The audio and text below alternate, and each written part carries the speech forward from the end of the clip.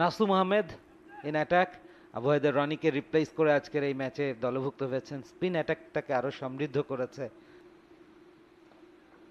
নাসুম আহমেদ সকালবেলা নিশ্চয়ই যতটা সম্ভব প্রপার লাইন লেন মেনটেন করে একেবারে স্ট্যাম্প টু করবেন গাজী গ্রুপের ব্যাটারদের ওপর। দুইজন ওপেনারই যেহেতু খানিকটা অ্যাটাকিং ব্যাটিং করতে পছন্দ করেন, সাদিকুর এবং এনামুল হক বিজয়, এবং দুজনেই বেশ ভালো টাচে আছেন, স্পেশালি বিজয়।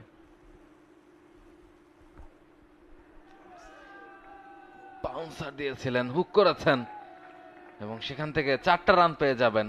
ভালোভাবে এখন পর্যন্ত ডিল করছেন তাসকিনকে। এর আগের ওভারও সাদিক প্রপার কানেকশন হলে হয়তো deep backward square leg long leg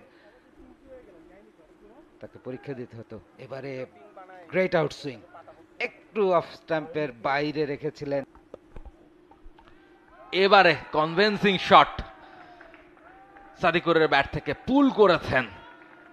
well directed একটা বাউন্সার ছিল, একেবারে তার মুখের দিকে আসছিল, সেটাকে যেভাবে তিনি সীমানা ছাড়া করলেন।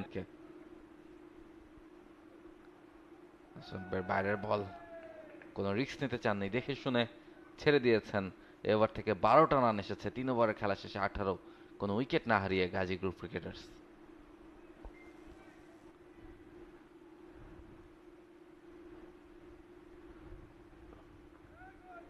নাসুম আগের ওভারটাতে 2টো রান খরচ করেছিলেন, খুব একটা খারাপ বোলিং করেননি, তারপরও আসলে বোলিং প্রান্তে বৈসাদৃশ্য আছে। এবারে short back foot cover drive through the gap, দর্শনীয় 4 এনামুল হক বিজয়ের ব্যাট থেকে। অসাধারণ প্রথম বাউন্ডারি স্কোরিং শট বিজয়ের ব্যাট থেকে। তাইজুল কিন্তু top wicket takers with 11 wickets. Sadiqur এতক্ষণ এক প্রান্ত থেকে চালাচ্ছিলেন, তবে এবারে এনামুল হক বিজয়ও সেই পার্টিটাতে জয়েন করলেন। তাইজুলকে বাউন্ডারি ছাড়া করেই সেটা শুরু করলেন বিজয়।